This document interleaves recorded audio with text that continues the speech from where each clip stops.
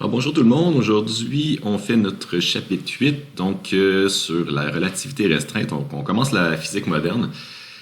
Super intéressant selon moi ce chapitre qui illustre bien un petit peu les fondements de la physique, c'est-à-dire on veut des observations, on interprète nos observations, c'est la nature qui décide, peu importe nos opinions, qu'est-ce qu'on croit, ça n'a aucune importance, c'est vraiment nos observations qui vont tout décider. Je vous explique un petit peu le cheminement qui a été fait par Einstein en 1905. On attaque ça avec la relativité restreinte. Donc, première chose, pour accepter les conclusions d'Einstein, il faut commencer par dire qu'on est parti avec deux postulats. Donc, les postulats de la relativité, il y en a deux. C'est des choses de base là, que vous savez déjà sans trop le savoir, mais je vous les explique, puis on raconte qu'est-ce que ça veut dire.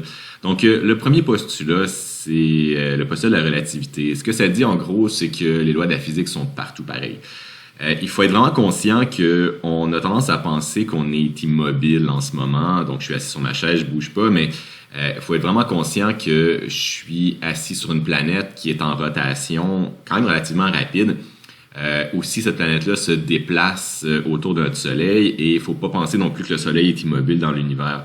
Donc, toutes ces vitesses-là finissent par s'additionner, donner des vitesses qui sont quand même assez extraordinaires. Et le fait qu'on se représente dans un référentiel qui est immobile ou dans un référentiel qui est mobile, ça ne devrait pas modifier les lois de la physique. Donc, c'est pas parce qu'on se met à marcher ou que la planète arrête de tourner que la gravité arrête d'exister. Tout ça reste toujours équivalent. Donc, peu importe qu'est-ce que je me fais comme système de référence à x, y, z, quand même que je prends un système x, y, z qui est immobile ou un système x, y, z qui se déplace, ben ça devrait rien changer au niveau des lois de la physique. Donc, on le fait inconsciemment, là, tous les référentiels qu'on a dessinés dans notre vie, donc tous les systèmes d'axes, on a l'impression qu'ils ne bougent pas parce qu'ils sont dessinés sur notre feuille, mais en réalité, cette feuille-là, elle bouge à une vitesse quand même assez impressionnante à cause des mouvements des planètes, comme je vous expliquais tout à l'heure. Donc, peu importe comment on se visualise notre référentiel, ça ne devrait pas influencer les lois de la physique. Donc, c'est ça le premier postulat qui semble selon moi évident, mais il faut quand même l'accepter pour pas qu'il y ait de changement au niveau des lois de la physique à mesure qu'on va se déplacer. Le deuxième postulat, c'est celui de la vitesse de la lumière. Donc, on a fait des expériences par rapport à ça aussi, puis on s'est rendu compte qu'on ne peut pas changer la vitesse de la lumière. Elle est une constante dans le vide. La seule façon de changer la vitesse de la lumière, c'est de la faire passer dans un milieu qui est plus réfractant ou moins réfractant. Mais si on a du vide complètement, la vitesse de la lumière va toujours s'établir autour de 3 fois 10 à la 8 mètres par seconde, ou la vitesse plus précise que je vous ai indiquée ici. Ce que ça veut dire, c'est que si je suis dans un train, par exemple, et que le train va à la moitié de la vitesse de la lumière et j'allume une lampe de poche là-dedans, ben la lumière va sortir de la lampe de poche à la vitesse de la lumière quand même, qui est la valeur que vous avez sur votre feuille ou sur votre écran. On ne peut pas l'augmenter comme on pourrait le faire avec une balle. Disons que je suis capable de lancer une balle à, 20 mètres par seconde. Si j'embarque dans un camion qui roule à 20 mètres par seconde, j'avance vers l'avant, ben ces deux vitesses-là s'additionnent. Donc la balle sort de mes mains à 40 mètres par seconde. La lumière, ça fait pas ça. La lumière, ça additionne pas, ça soustrait pas ces vitesses-là. Ces vitesses-là restent toujours exactement à cette valeur-là. Peu importe si je suis dans le camion, dans le train ou à l'extérieur, je vais toujours mesurer exactement cette vitesse-là pour la vitesse de la lumière. Donc, il n'y a aucune variance. C'est toujours une constante qu'il faut accepter. Et ça, c'est vérifié expérimentalement. Donc, la vitesse de la lumière est bien une constante, on ne peut pas la modifier. Donc, quand même qu'on donne à notre source une vitesse supplémentaire, ça ne se traduit pas vers une vitesse de la lumière augmentée, ça reste toujours exactement la même chose. Donc, cette valeur-là, il faut l'accepter. Donc, ça a des conséquences quand même. Le fait qu'on observe nos choses à l'aide de nos yeux ou de différents instruments de mesure qui servent des radiations, ben, ça prend un certain temps, même si c'est extrêmement rapide, cette vitesse-là, ça prend un certain temps à ce que cette lumière-là se rende à nos yeux. Donc, ça va nous amener à une situation quand même particulière qu'on va illustrer par la mesure d'un événement. Donc, la mesure d'un événement, ce qui est important pour nous maintenant de réaliser aujourd'hui, c'est que la position et la vitesse d'un événement va grandement influencer sa mesure. Donc, on va devoir toujours donner à quel moment s'est produit l'événement et où on était et à quelle vitesse on se déplaçait. Par exemple, si le soleil explose à cet instant-là, ben pour nous sur Terre, ça va prendre 8 minutes à s'en rendre compte parce que ça prend 8 minutes à la lumière à se déplacer, se rendre jusqu'à nous. Quelqu'un qui serait sur Mercure, ben ça y prendrait beaucoup moins de temps à l'observer, donc les distances sont moins grandes, donc même si les vitesses sont astronomiques, il faut quand même réaliser que ça prend un certain temps à la lumière de se rendre jusqu'à nous. Donc c'est là qu'on va commencer à parler de coordonnées espace-temps. Donc, j'ai fait un petit exemple en termes de simultanéité pour bien observer ça. Donc, la relativité de la simultanéité, je rappelle que la simultanéité, c'est d'observer un phénomène qui se passe en même temps qu'un autre. Donc, ce qu'on va faire, c'est qu'on va prendre deux fusées. Une qui va être immobile, donc la fusée de Bob, là, je ne sais pas si vous voyez bien, là, j'espère que oui. Donc, la fusée qui est en bas, c'est la fusée de Bob. Elle est immobile, tandis que la fusée d'en haut, c'est la fusée de Bill en rouge ici. Donc, le petit point rouge ici, c'est où est Bill et le point bleu, c'est où est Bob. Les deux fusées sont pareilles. La seule différence, c'est que celle de Bob est au repos, donc elle ne bouge pas, et celle de Bill va à une certaine vitesse V qui avance vers l'avant. Donc, c'est ce que j'ai fait. Donc ça, c'est mon premier temps, donc à t égale 0. Qu'est-ce qui va se passer? C'est que je vais avoir deux événements.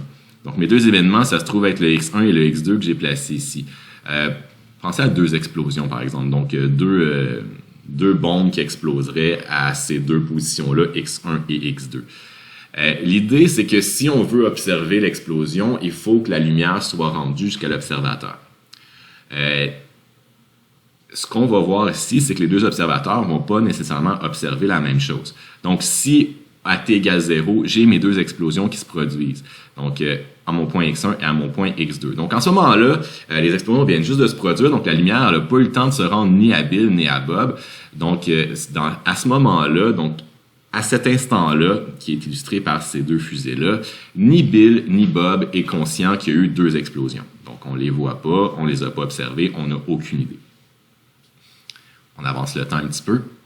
Donc, un petit peu plus loin dans le temps. Qu'est-ce qui va se passer? C'est que là, j'ai illustré en jaune des fronts d'onde.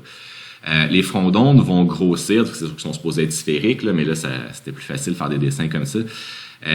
Ce qu'on veut, c'est que les fronts d'onde vont grossir à la vitesse de la lumière.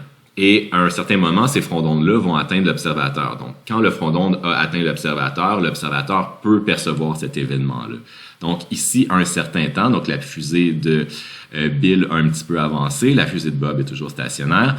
Donc, qu'est-ce qui se passe là? C'est que le front d'onde créé par l'événement 2 a atteint Bill. Le front d'onde qui est fait par l'événement 1 n'a pas atteint personne.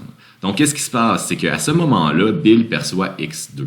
Donc, il perçoit cette explosion-là. Donc, il se dit, ah, il y a eu une bombe qui a explosé. Bob n'a rien vu encore.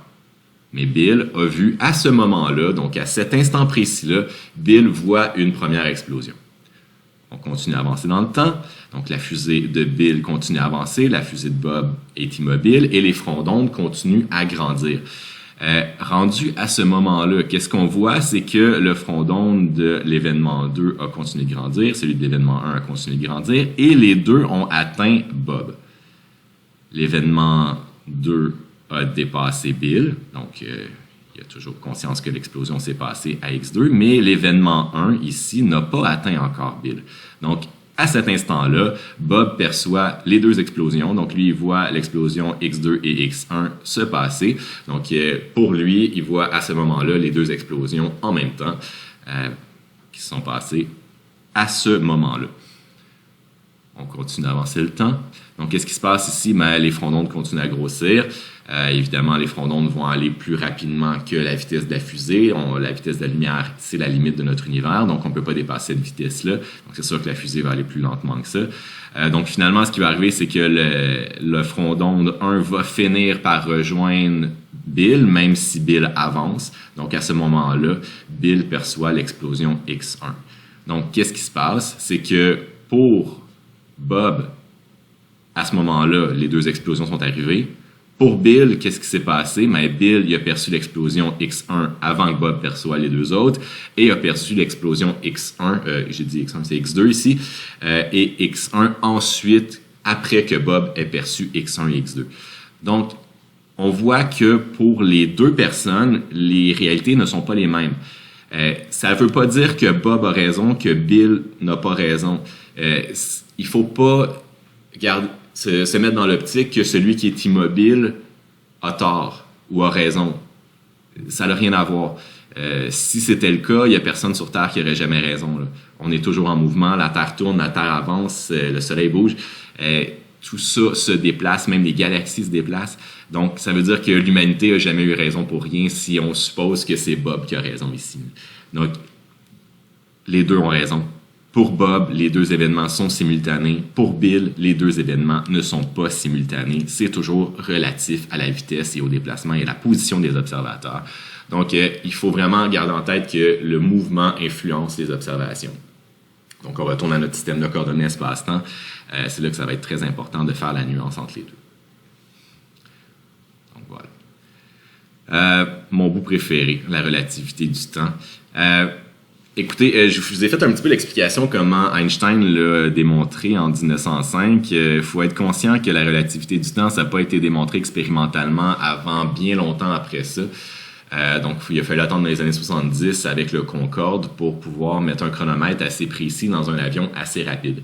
Donc, écoutez, je vous explique le raisonnement d'Einstein. C'est là que je vous expliquais un petit peu en début de cours que c'est ça qui est intéressant pour moi de ce bout de matière-là. C'est vraiment un raisonnement purement intuitif d'une conséquence d'observation qui est indéniable, mais c'est très difficile à croire ce que Einstein nous raconte là-dedans jusqu'à temps qu'on le prouve expérimentalement. Donc, c'est sûr que, en tout cas, on y voit à ce moment-là. Donc, le raisonnement, c'est tout simplement dire que si on est immobile et on se regarde dans le miroir, donc nous, on est le gros carré qui est ici, pour se voir dans le miroir, il faut que la lumière nous quitte, rebondisse dans le miroir et revienne à notre œil. Donc, ça va prendre un certain temps, la lumière, de faire l'aller-retour. Combien de temps? À la vitesse de la lumière, on franchit 2 fois la distance d. Donc, une fois à l'aller et une fois au retour. Et ensuite, on peut s'observer.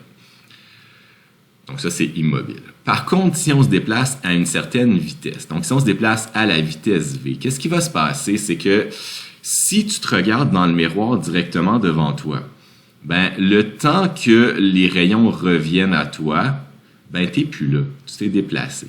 Donc, si tu veux t'observer dans le miroir, qu'est-ce que tu dois faire? Tu dois regarder un petit peu derrière toi.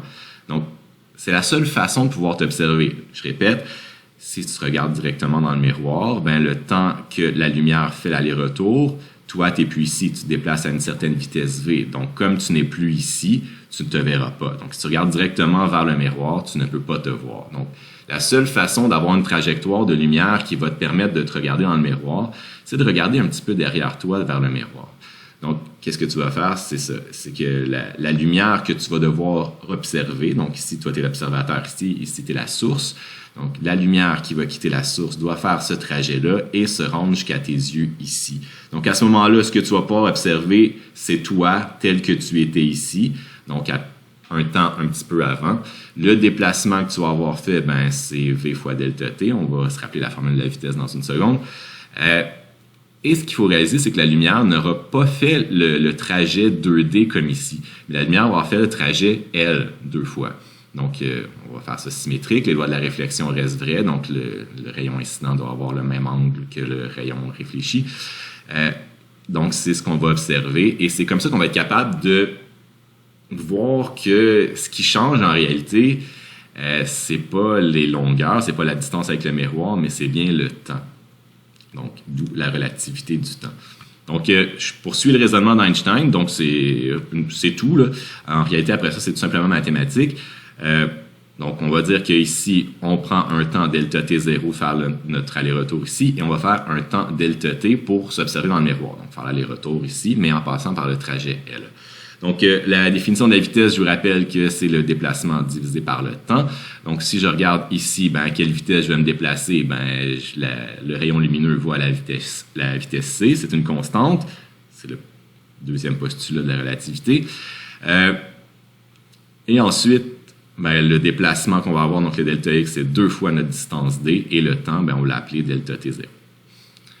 Dans le deuxième cas, la vitesse reste la même, donc c'est encore la vitesse de la lumière qui est notre constante, sauf que cette fois-ci, c'est la longueur qui est différente. Donc, comme la longueur est différente, pour avoir la même vitesse, il faut que le temps soit modifié.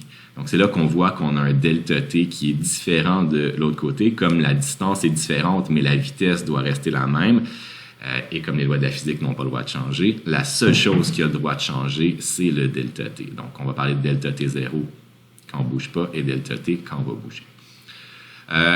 Donc, si on isole cette distance-là ici, mais on se retrouve avec la valeur ici, donc c'est delta t0 sur 2, et ici c'est delta t sur 2 pour le L qui est là. Ensuite, ce que j'ai fait, c'est que j'ai repris le schéma ici et j'ai fait un triangle rectangle comme ça.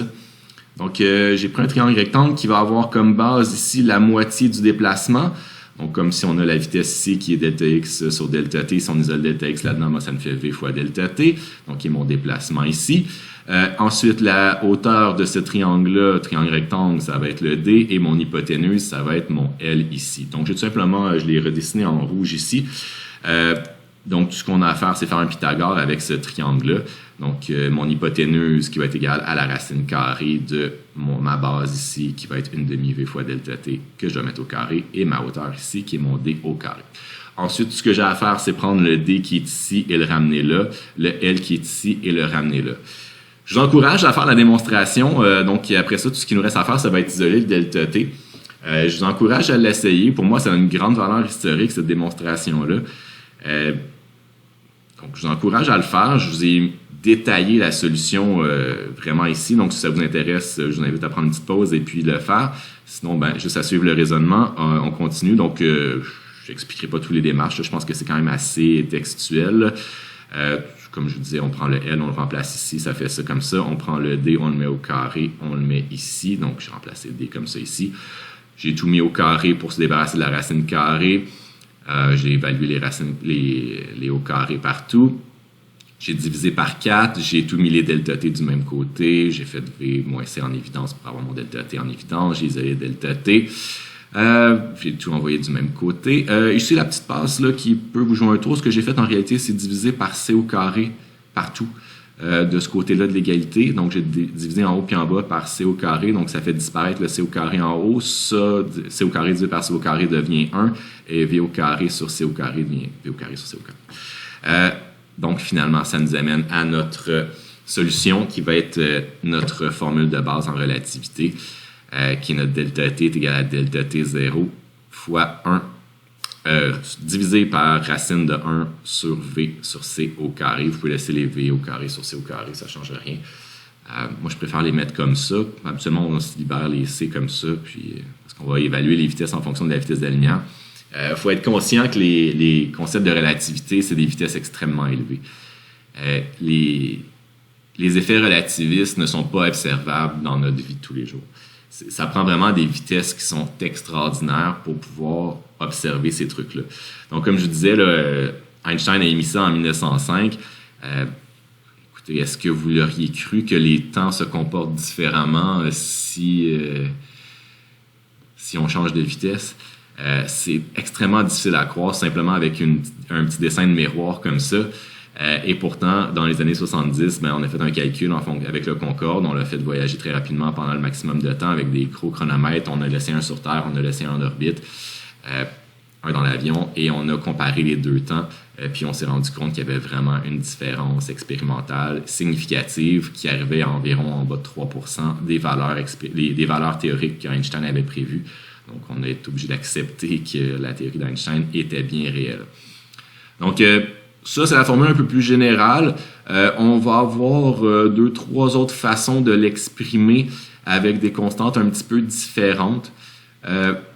Premièrement, le paramètre de vitesse. Donc, on peut remplacer notre V sur C ici par bêta, ce qui nous donne aussi notre gamma. Donc, le gamma qui va être notre facteur de Lorentz, notre facteur relativiste, qui dans le fond, le 1 sur la racine carrée. Ce truc-là, il est quand même intéressant. C'est lui qui va nous permettre de savoir à quel point le temps est dilaté. Donc, la formule la plus simple, c'est de l'exprimer comme ça directement. Donc, ce qu'on va avoir, c'est qu'on va avoir un gamma. Donc, notre facteur relativiste qui va dilater le temps. Notre temps au repos va toujours être plus long que notre temps c'est pas vrai. Notre temps en déplacement va toujours être plus grand que notre temps au repos. vous allez voir, c'est extrêmement contre-intuitif de faire ça. Je vais faire un exemple tantôt avec un voyageur spatial. C'est souvent ça qui nous permet de un petit peu mieux se démêler là-dedans. C'est en faisant 2-3 exemples que vous allez voir que ça va devenir relativement naturel, mais il faut vraiment bien garder en tête qu'est-ce qui est les temps plus longs, les temps plus courts. Dans votre manuel, des fois, on utilise les temps propres. Un temps propre, c'est un temps qu'on peut mesurer du début à la fin. Donc, il faut être là au niveau du départ, il faut être là au niveau de la fin. Si tu es capable de faire ça, c'est un temps propre. Est-ce que c'est le temps dilaté? Est-ce que c'est le temps pas dilaté? Ça le dit pas. Mais si tu es capable de partir le chronomètre et de l'arrêter en faisant l'observation directe, ça, c'est un temps propre. Donc, ça peut être autant d'un côté que de l'autre. Si tu es dans la fusée, c'est celui-là. Si tu es resté sur Terre, c'est celui-là. En fait, contraire, excusez. Si tu es dans la fusée, c'est celui-là. Si tu es resté sur Terre, c'est celui-là. Il faut vraiment le pratiquer. Vous allez voir, ça va être malin un petit peu au début. Mais les façons de se démêler. Toujours garder en tête que le gamma, c'est toujours notre facteur relativiste et lui peut pas être inférieur à 1. Donc, si on le regarde un petit peu, notre bêta ici va faire un V sur C. Donc, le plus petit qu'on peut avoir, c'est une vitesse qui est à 0. Si on a une vitesse qui est à 0, bien notre bêta vaut 0. Donc, on se retrouve à avoir 1 moins 0. Donc, on se retrouve à avoir que notre delta T est égal à notre delta T 0. Donc, en général, sur Terre, c'est ce qu'on va observer. Donc, peu importe si tu prends l'avion, tu prends ta voiture, les vitesses sont tellement faibles par rapport à la vitesse de la lumière que tu n'auras pas d'effet relativiste. C'est des effets qui sont très, très négligeables. J'ai sorti un graphique tantôt qui va nous permettre un peu mieux de l'observer. Donc, la valeur minimale de gamma, c'est vraiment 1. On ne peut pas aller en bas de 1. Ensuite, à mesure qu'on va augmenter notre bêta, qu'est-ce qui va se passer? C'est que le 1 moins cette valeur-là va tendre de plus en plus proche de 0. Ça nous prend des valeurs qui sont exactement à la vitesse de la lumière pour avoir un gamma qui est infini. Ce qui n'arrivera jamais, là, en théorie. Mais pour l'instant, c'est ça qui se passe. Donc, notre facteur relativiste là, est toujours plus grand que 1 et notre delta T toujours plus grand ou égal à notre delta T 0. Donc, c'est ce qui va nous permettre de un peu se démêler. Je pense que l'exemple qu'on va faire tout à l'heure va nous permettre aussi de nous démêler un petit peu. Comme je disais, le graphique que je voulais vous montrer, c'est celui-ci. Gardez en tête que là, on est des fractions de la vitesse de la lumière. Donc, on est à V sur C. Là. Donc, ça, on est à la vitesse de la lumière. Donc, là, on voit qu'il y a une asymptote. On est infini à ce moment-là. Donc, le facteur gamma devient infini. Nous, notre vie, là, on va la passer ici. Là. Donc, ici, on est à 0.2 fois la vitesse de la lumière. Donc, on parle de 1.5 fois 10 à la 7 mètres par seconde. Là. Jamais tu vas être proche de ça. Puis, regarde, on est presque sur la ligne du 1. Là. Puis, imagine si on est ici. On se trouve à avoir des effets relativistes dans notre vie de tous les jours qui sont complètement négligeables. Là où ça commence à apparaître, c'est quand on a des fractions non négligeables de la vitesse de la lumière. Donc, on voit qu'à partir d'environ 0.5 fois la vitesse de la lumière, on commence à avoir des effets relativistes, mais on commence, là. Donc, si à 0.6, on est à 5 quarts, là, c'est pas grand-chose, là, c'est 1.25, là, comme facteur gamma. Ça veut dire que le temps va être dilaté d'un facteur 1.25. Et ça, si on est à 0.6 fois la vitesse de la lumière, ce qui est hallucinant. Écoutez, ça augmente rapidement vers la fin, mais regardez les différences, comment sont négligeables. 0.9965 fois la vitesse de la lumière, 0.992 fois la vitesse de la lumière, ça semble pareil, mais on a des effets relativistes qui sont 2 fois plus importants. Donc, c'est quand même quelque chose qu'il faut faire attention. Là, les effets relativistes apparaissent quand on est proche de la vitesse de la lumière. Plus on va s'éloigner de la vitesse de la lumière, plus ça devient négligeable, puis on n'en tient pas compte. Donc, c'est pour ça que dans le cours de mécanique, là, jamais on vous a parlé de ça. C'est vraiment dans des valeurs proches de la vitesse de la lumière que ça commence à devenir important. Donc, je vous ai fait un petit exemple. Moi, ça me déprime toujours un petit peu de faire cet exemple-là parce que ça illustre vraiment bien qu'on ne pourra jamais aller faire des voyages interstellaires. Non, c'est un peu désolant, mais qu'est-ce que vous voulez? C'est ça la réalité. Donc, l'exemple que je vous ai fait, c'est un voyageur se déplace pendant 10 ans, à la vitesse de 0.999 fois la vitesse de la lumière. Donc, on va vite. Puis, gardez en tête que l'étoile la plus proche de chez nous est à 4.2 années-lumière. Donc, si on va aller visiter le système, supposant qu'il y a des planètes, parce qu'il n'y en a pas, là. Mais si on va aller visiter l'étoile la plus proche de chez nous, ça va prendre quand même, si on est capable d'atteindre la vitesse de la lumière, ça va prendre au moins 8 ans se rendre, faire un aller-retour, là. Donc, c'est le 10 ans, là, faire l'aller-retour est quand même pas si fou que ça, là. Donc, si on se déplace pendant 10 ans à cette vitesse-là, combien de temps s'écoule sur Terre durant son voyage? Ben, c'est là que ça devient déprimant. Donc là, la personne qui est dans la fusée vieillit vraiment de 10 ans. Donc, c'est un vrai 10 ans. S'il ne se coupe pas les cheveux pendant 10 ans, les cheveux ont poussé pendant 10 ans, là. Mais par contre, combien de temps il se passe sur Terre? Bien, si on fait le calcul, donc on regarde ici notre delta T0 qui va être notre 10 ans dans la fusée.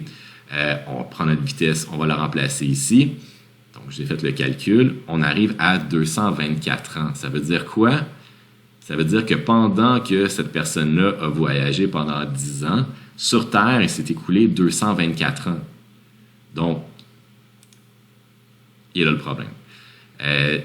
Si tu veux faire un voyage comme ça, aller voir une étoile qui est relativement proche, quand tu vas revenir sur Terre, ben, il va s'être écoulé des vies pour des gens, là. Donc, c'est triste de penser que si tu as la famille, là, ben, dans 224 ans, ta famille, là, je m'excuse, là, mais elle n'existe plus. Là, tes arrière-petits-enfants sont morts de vieillesse. Là.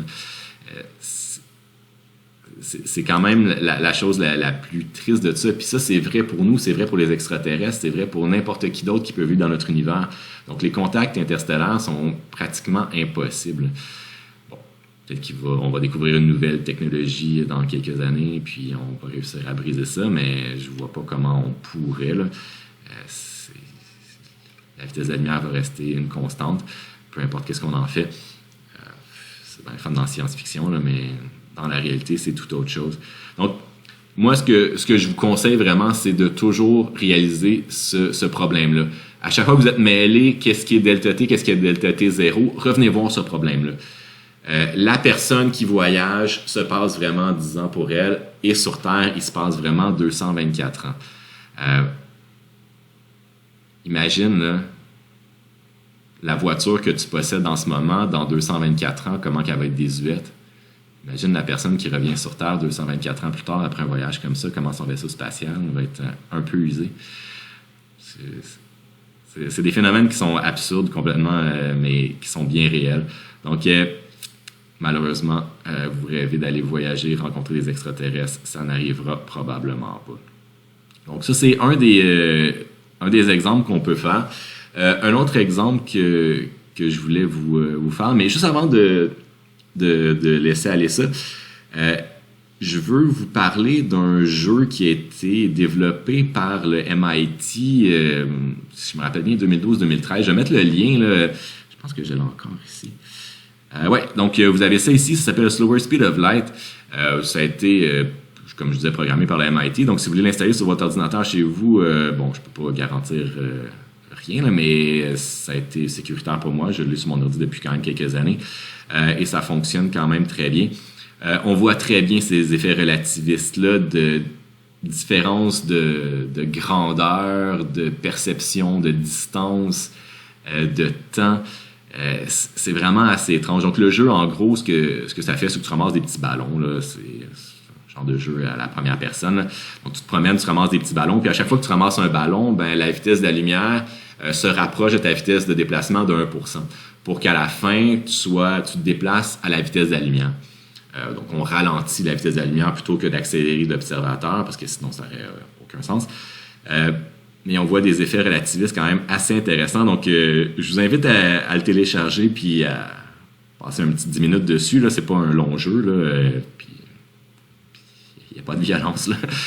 Donc, amusez-vous là-dessus. C'est vraiment intéressant pour voir justement les effets relativistes. Donc, je mettrai le lien dans le MIO que je vous enverrai tout à l'heure.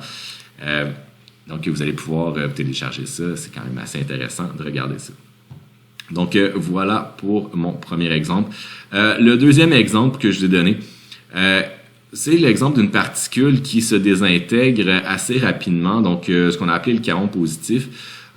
Il faut garder en tête que dans des accélérateurs de particules, on fait accélérer des particules très rapidement, on les fait collisionner et ça explose en millions, j'exagère, mais en plusieurs petites particules qui se désintègrent très rapidement. Donc la durée de vie d'un proton, d'un électron, d'un neutron, ça dure très longtemps, c'est des millions d'années.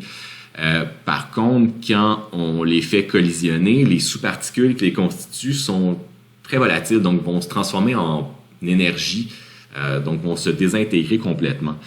Donc on va voir le lien tantôt entre la masse et l'énergie, là, avec la petite relation d'Einstein encore de égal mc2. Il y a un lien très étroit. Donc le chaos, justement, c'en est une de ces particules-là qui va apparaître dans une collision comme ça. Dans un accélérateur de particules, on fait accélérer ces particules-là très rapidement. Donc, on a réussi à déplacer la particule à une vitesse de 0,990 fois c. Donc, la durée de vie de ces particules-là est de 0,1237 microsecondes. Donc, après ce temps-là, la particule n'existe plus. Donc, elle dure un certain temps. Après ça, elle se désintègre complètement. Donc, la question, c'est si la particule se déplace à cette vitesse-là, quelle distance elle peut parcourir avant de se désintégrer dans l'accélérateur de particules? Donc, si on le traite de façon classique, qu'est-ce qu'on va faire comme raisonnement erroné? On va prendre notre vitesse, on va dire delta x sur delta t, donc delta x est égal à v fois delta t, donc notre vitesse qui est 0,99 fois c, donc on fait 0,99 fois 3 fois 10 à la 8 mètres par seconde, donc fois notre temps, on arrive à 36,7 mètres. En réalité, si on fait cette expérience-là, on se rend compte que c'est pas du tout ça qui se passe. Donc, c'est complètement faux. Pourquoi? Parce que la particule, elle n'est pas au repos. Donc, ça, c'est son temps de vie s'il ne se déplace pas, ou bien son temps de vie réel. Je rappelle que le jumeau ici, c'est capable de vivre 80 ans, il va vivre 80 ans dans sa fusée aussi. Donc, son 10 ans, c'est vraiment 10 ans d'usure. Après ça, s'il est rendu à 30 ans, il reste 50 ans de vie encore. La particule qui est ici, elle a un temps de vie qui est comme ça, mais dans son référentiel qui lui est propre. Donc, si nous, on n'est pas dans son référentiel, donc on ne se déplace pas à cette vitesse-là, nous, dans le laboratoire. Dans le laboratoire, nous, on est au repos, on ne se déplace pas à cette vitesse-là. Donc, on est comme sur Terre pour la personne qui se déplace rapidement. Donc, morale de l'histoire, le temps, c'est pas le même. Donc, nous, il faut tenir compte du temps dilaté. Donc, le temps qui va s'écouler pour nous en observant cette particule-là, ça ne sera pas ce temps-là. Ça va être le temps qui va être dilaté parce que nous, on ne se déplace pas à cette vitesse-là. Donc, il faut calculer ce temps dilaté-là. Donc, on va dire dilatation du temps, donc la formule qu'on a démontrée tout à l'heure. Donc, on arrive avec 8,769 fois 10 à la moins 7. Donc, on a grossi le temps d'un facteur environ 8. Ce qui va nous donner un déplacement beaucoup plus important. Donc, on arrive à 260 mètres. Donc, ça, c'est la vraie distance que notre particule va être capable de se déplacer. Donc, beaucoup plus d'espace, comme le temps de vie va être beaucoup plus important pour nous. La particule, encore une fois, elle, si on lui donne une conscience, avoir l'impression qu'elle a vécu exactement ce temps-là. Dans son référentiel, c'est ce temps-là qui s'est écoulé, mais dans notre référentiel, celui du laboratoire, c'est ce temps-là qui s'est écoulé. Donc, faites attention, les exposants ne sont pas les mêmes. C'est pour ça que le chiffre a peut-être l'air vraiment plus gros, mais si c'est 1 fois 10 à la moins 6, ça, c'est 1 fois 10 à la moins 7. Donc, faites juste attention. Donc, voilà. On a parlé un petit peu rapidement tout à l'heure. Les longueurs vont se contracter. Donc, les temps vont se dilater, mais les longueurs vont se contracter. Donc, si on a une vitesse qui est normale, si on regarde un train, il va avoir une certaine longueur. Par contre, si on a une vitesse qui est beaucoup plus importante, le train va se contracter. Si on va à l'extrême, on va contracter jusqu'à l'infini. Donc, on va avoir des longueurs ponctuelles pour les vitesses qui vont être transversales à ce déplacement-là. Donc, on a contraction des longueurs. Donc, on a une longueur propre, donc longueur initiale. Et notre facteur gamma, donc on va diviser par ce facteur gamma et ce qui va nous donner la longueur qu'on va observer pour nous qui est à l'extérieur. Donc, garde en tête que la personne qui est dans le train, si elle a traîné une règle d'1 mètre, si elle a mesuré que le train mesurait 800 mètres, si elle est dans le train avec sa règle d'1 mètre, elle va encore mesurer que le train mesure 800 mètres. Pourquoi? Parce que sa règle d'1 mètre va être contractée aussi. Donc, c'est vraiment pour nous qui sont à l'extérieur. Si on prend une photo du train, on va se rendre compte que le train ne mesure plus 800 mètres, mais il en mesure peut-être 500 mètres. Donc, je vous ai mis un exemple dans vos exercices complètement absurdes, mais que moi, je trouve toujours très drôle. C'est justement, c'est quoi la vitesse d'un train qui est nécessaire pour qu'un train de 800 mètres rentre dans une gare qui a une longueur de 500 mètres? c'est ridicule, mais vous allez devoir calculer. Donc, on calcule notre facteur gamma nécessaire pour faire la contraction. Puis après, une fois qu'on a notre facteur gamma, bien, on le ramène dans notre équation. Ici, pour avoir quelle est la vitesse. Donc, facteur bêta. Puis ensuite, avec bêta, on peut trouver ce qu'on a de vitesse. Donc, c'est pas super compliqué, mais il faut juste garder en tête que les longueurs vont se contracter. Les temps vont se dilater, mais les longueurs vont se contracter. Donc, je sais que c'est un peu mêlant, mais c'est quand même ça qu'il faut réussir à se démêler. En faisant quelques exercices, vous allez vous rendre compte que c'est un petit peu toujours la même chose. L'exemple du voyageur tantôt est vraiment votre clé là, qui va vous permettre de bien vous démêler. Donc voilà pour la relativité des longueurs. Donc je l'ai mis ici à la fin. J'aurais dû le mettre sur la même diapo. Je peux avoir une petite ligne ici pour que ça rentre. Donc la longueur est toujours plus petite ou égale à longueur propre. Longueur. J'ai une petite misère avec longueur. Donc voilà. Comment on sait que l'univers est en expansion? Avec les effets Doppler. Un effet Doppler, c'est quoi? C'est que les fréquences qu'on observe sont modifiées en fonction des vitesses des sources ou des observateurs.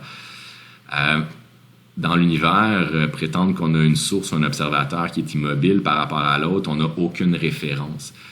Si vous lisez un petit peu l'histoire de tout ça dans votre manuel, on vous parle de l'éther, qui serait comme la référence immobile de notre univers, mais on ne l'a jamais trouvé. Là. Donc, on oublie ça. Il n'y a pas de point de référence fixe dans l'univers. Donc, on ne va pas dire l'observateur est fixe et la source est mobile ou un versus l'autre. C'est la vitesse relative des deux. Donc, est-ce qu'on s'approche, est-ce qu'on s'éloigne? Donc, on va encore une fois avoir une modification des fréquences perçues par rapport aux fréquences émises. Comment on observe ça? Souvent, c'est avec les raies spectrales des étoiles semblables à notre Soleil. Donc, le Soleil émet, dans le fond, l'arc-en-ciel presque au complet, à l'exception de quelques raies spectrales qui sont absentes. C'est ces raies spectrales-là, donc certaines longueurs d'onde qui ne sont pas là. Par exemple, disons 577 nanomètres, le Soleil ne l'émet pas. Donc, j'ai inventé cette valeur-là, mais donc si on observe une étoile qui est très semblable à notre Soleil, puis on se rend compte qu'au lieu d'émettre à 577 nanomètres, ben, elle émet plutôt à 573 nanomètres, cette raie-là qui est absente, ben, on se rend compte que la longueur d'onde est plus basse. Donc, si la longueur d'onde est plus basse, ça veut dire quoi? Ben, ça veut dire que les objets sont en train de s'éloigner. Donc, si les objets sont en train de s'éloigner, ben, c'est comme ça qu'on a conclu que l'univers est en expansion. Donc, on s'est rendu compte qu'il y a un décalage vers le bleu ou vers le rouge de plusieurs astres. Donc, à mesure qu'ils s'éloignent, ben, on va avoir un décalage vers les longueurs d'onde qui sont plus grandes. Donc, un décalage qui va être vers le rouge.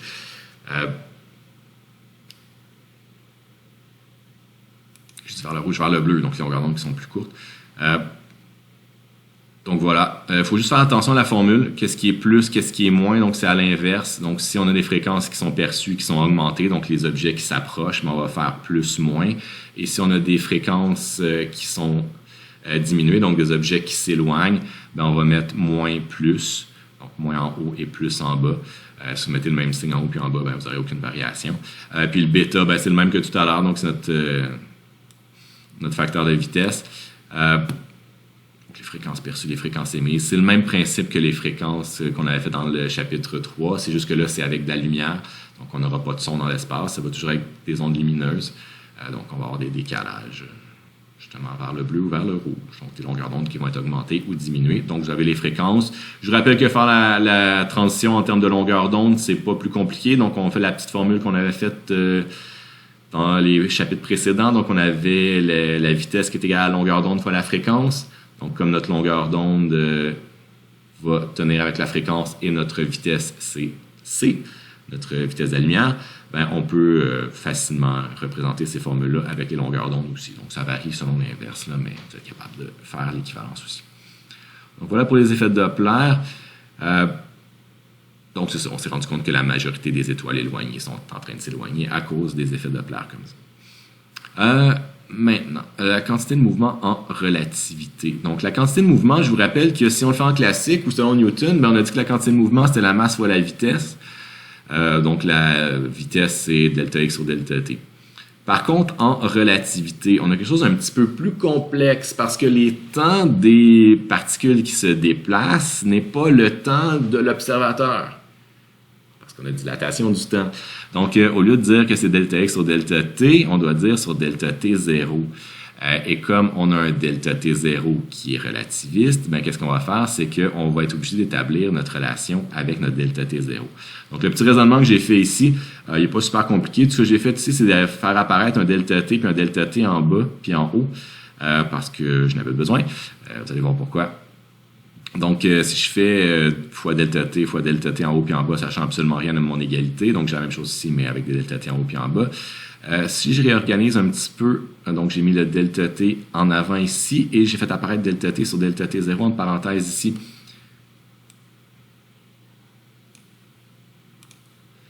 Ben, delta t sur delta t0, c'est gamma.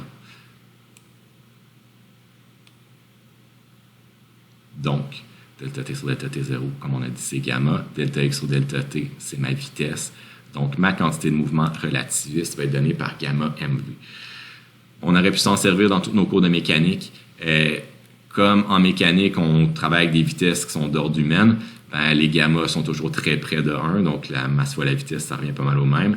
Par contre, si on accélère, ben, qu'on a des gammas qui commencent à être non négligeables, donc on commence à approcher de la moitié de la vitesse de la lumière, ben là, le gamma commence à entrer en ligne de compte et on a des quantités de mouvement qui vont augmenter, disons exponentiellement, parce qu'on a la vitesse qui va augmenter et le gamma qui va augmenter aussi en fonction de cette vitesse-là.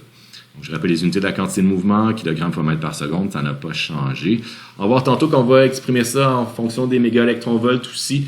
Donc, en physique des particules, parce qu'il y a des gens qui ne se sentaient pas trop virils, on a utilisé des unités qui sont pas mal plus grosses. C'est un peu ridicule tant qu'à moi, mais on le fait quand même. Donc, on est rendu là. Donc, l'énergie en relativité. Donc, ce qu'il va devoir ajouter quand on fait nos énergies en relativité, c'est l'énergie au repos. Donc, vous connaissez fort probablement cette formule-là, donc notre E égale mc2, donc une des formules les plus célèbres de l'histoire de la physique. Donc, encore une fois, c'est du grand Einstein, qui nous dit que l'énergie que contient n'importe quel objet est proportionnelle à sa masse fois la vitesse de la lumière au carré. Donc, ça veut dire quoi? Ça veut dire que n'importe quel objet peut se transformer en pure énergie et vice-versa. Si on prend suffisamment d'énergie, on est capable de créer de la masse. Beaucoup plus difficile dans ce sens-là, soit dit en passant. Dans l'autre sens, c'est pas mal plus facile. Donc, qu'on pense aux désintégrations, comme je parlais tout à l'heure, avec comme l'exemple du charon ou des bombes atomiques. Donc, c'est de l'énergie libérée à cause des liaisons nucléaires, des liaisons atomiques elles-mêmes. Si on réussit à libérer ces énergies-là, ben, on peut libérer énormément d'énergie. Donc, quand on est en classique, on n'a pas assez d'énergie pour activer cette libération-là. Donc, on est trop lent, tandis que si on se trouve dans des situations relativistes, on fait cogner ces particules-là, ben, on est capable de les cogner tellement fort que ça peut chambouler la structure atomique elle-même. Donc, libérer cette énergie-là. Donc, il faut ajouter à nos énergies cinétiques cette énergie-là qu'on appelle l'énergie au repos.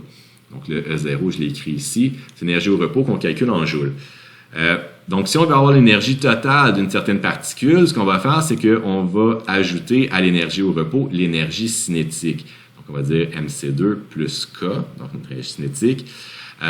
Puis là, ben, notre énergie cinétique, on la calcule avec la formule suivante. Donc, ça nous donne finalement qu'on peut avoir notre énergie totale comme étant donnée comme gamma mc au carré. Donc, je vous évite les démonstrations de ces formules-là. Je ne sais pas si c'est compliqué que ça, mais c'est plus ou moins nécessaire. L'important, c'est vraiment d'apprendre à les maîtriser puis surtout faire les bonnes conversions d'unités parce que vous allez voir, les unités ne sont pas tout le temps le fun à travailler. Donc, il y a principalement 4 formules que vous allez utiliser dans ces trucs-là. Donc, premièrement, l'énergie totale. L'énergie totale, soit on fait mc2 plus K ou on fait gamma mc2 si on connaît notre vitesse et notre masse. Deuxièmement, l'énergie cinétique, on peut la calculer en connaissant notre gamma directement aussi. Et si on connaît notre quantité de mouvement ou on cherche notre quantité de mouvement, on peut faire une relation avec notre énergie totale et notre quantité de mouvement en ajoutant un mc au carré, qui est au carré. Donc, c'est pas mal tout ce qu'on a à savoir là-dedans. L'important, c'est d'être capable de jouer à travers ces formules-là et surtout pas se faire pogner dans nos unités. Deux autres quantités qui vont nous être bien utiles. Premièrement, l'unité atomique. L'unité atomique, 1,66 fois 10 à la moins 27 kg, ça correspond presque à la masse d'un proton-neutron. Un petit peu inférieur à ça, mais c'est pas mal proche de ça. Donc, si jamais vous voyez des petits U comme ça, une masse de 2 U, là, ça veut dire 2 fois ça. Là. Donc, ça s'appelle l'unité atomique. L'électronvolt, on en a parlé en électricité, on en reparle un petit peu ici. L'électronvolt qui est une unité d'énergie. Donc, comme je disais, qui est un petit peu le fondement de tout le manque de virilité de certains physiciens qui voulaient des chiffres qui étaient pas mal plus gros. Ce qui nous permet de convertir des unités en joules, qui est dans le système international, donc il faut être à la moins 19, en 1. Donc, ça multiplie énormément cette quantité-là. Donc, ça nous permet d'avoir des chiffres pas mal plus gros. L'utilité de ça, selon moi, est complètement nulle, mais il faut quand même l'utiliser parce que c'est quelque chose qui est grandement utilisé dans les accélérateurs de particules. Donc, pas mal de nos quantités vont être données en électronvolts ou en mégaélectronvolts. Donc, faites attention à ça. La conversion n'est pas toujours évidente. Soit dit en passant, pour toutes ces formules-là, je vous recommande fortement de travailler dans le système international, comme toujours, et ensuite de faire vos conversions. Si vous travaillez en électronvolts, en mégaélectronvolts, il risque d'avoir pas mal plus d'erreurs dans vos calculs. Le fait de travailler toujours dans le système international simplifie beaucoup notre vie.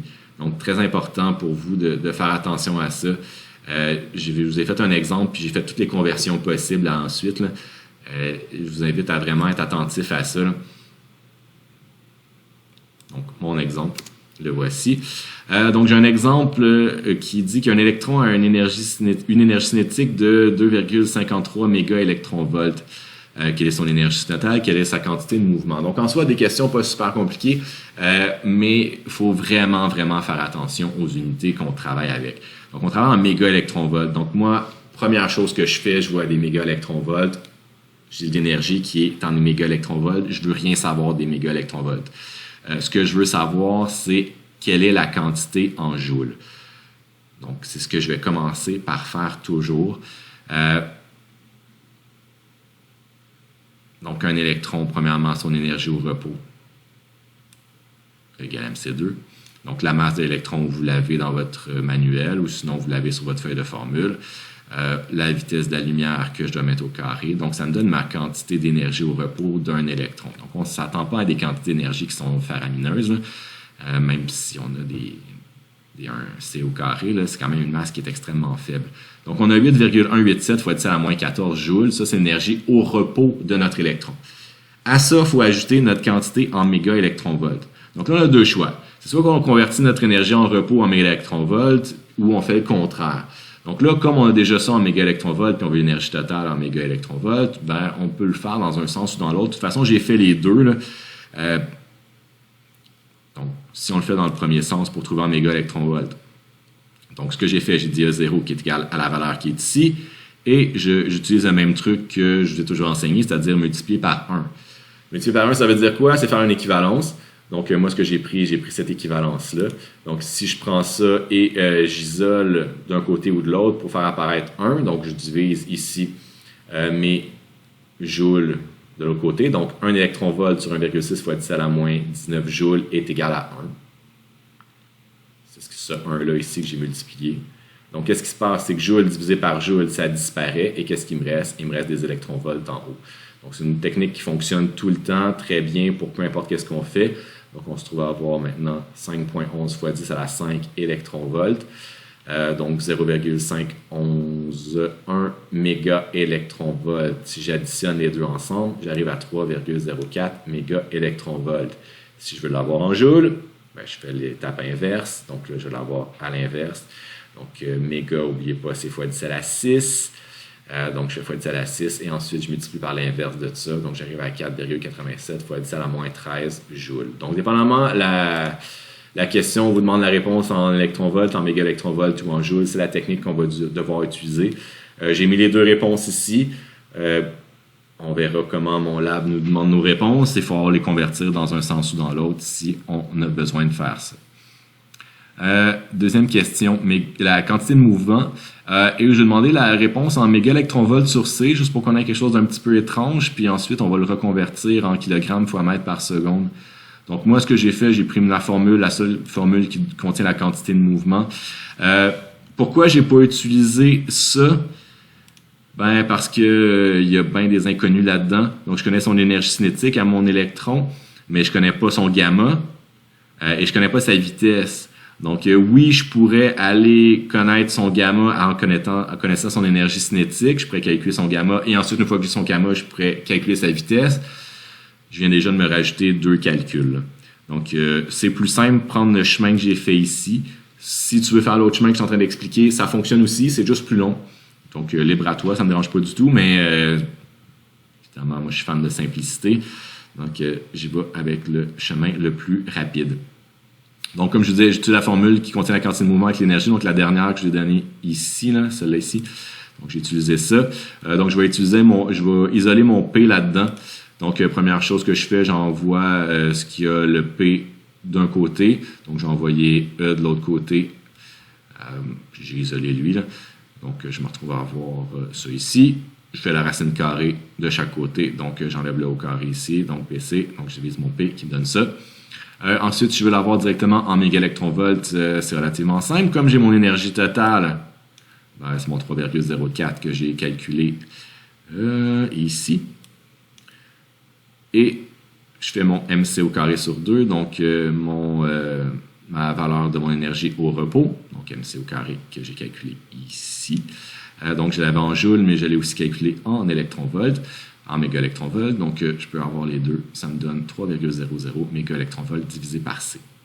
Donc ça, c'est parfait si on demande la valeur en mégaélectronvolts divisé par C. Par contre, si tu veux avoir la valeur en termes de kilogrammes par mètre par seconde, un kilogramme fois mètre par seconde, la conversion, il faut faire attention. Donc là, je suis allé étape par étape. Donc j'ai tout simplement réécrit premièrement ma valeur. Donc j'ai dit P est égal à ça.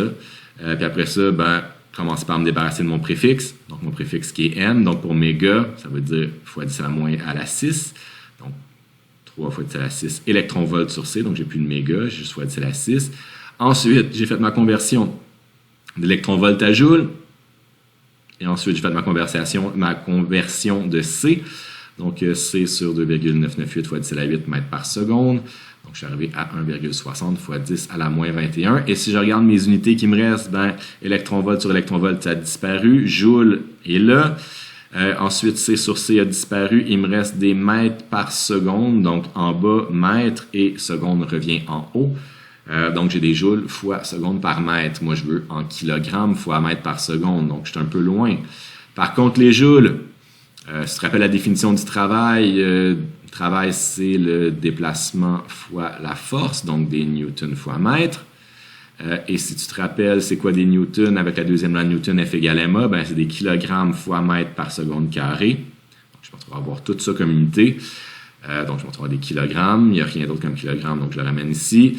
Mètre sur mètre, ça simplifie. Il va me rester 1 mètre en haut et seconde sur seconde carré, il va me rester seconde une fois en bas. Donc là, j'arrive à la valeur en kilogrammes fois mètre par seconde carré, avec une valeur de 1,60 fois 10 à la moins 21. Je sais, c'est bien moins viril que 3 mégaélectronvolts sur C, mais ça n'a, pour moi, aucune valeur supplémentaire à ça. Moi, je préfère beaucoup le travailler comme ça. Je me trompe beaucoup moins souvent quand je les fais comme ça. Je vous recommande de les faire comme ça si vous voulez travailler d'un à l'autre. Je vous conseille vraiment de l'expérimenter avant de faire vos évaluations pour le faire. Ça fonctionne beaucoup mieux dans le système international, comme toutes les formules de la physique, vous le savez. Donc, moi, c'est ça que je vous recommande. Donc voilà, ça termine mon chapitre 8. Vous avez les exercices recommandés ici. Je vous invite à aller prendre un petit 10 minutes justement à aller faire le jeu que je vous parlais tout à l'heure. Je vous inclus la feuille de formule avec le MIO. Vous allez voir la feuille de formule. Il y a quelques formules qui vont être utiles dans l'examen que vous allez faire avant, donc qui sera disponible en date d'aujourd'hui. Ce que j'avais à vous raconter pour aujourd'hui. Donc, je vous souhaite une excellente semaine. À bientôt.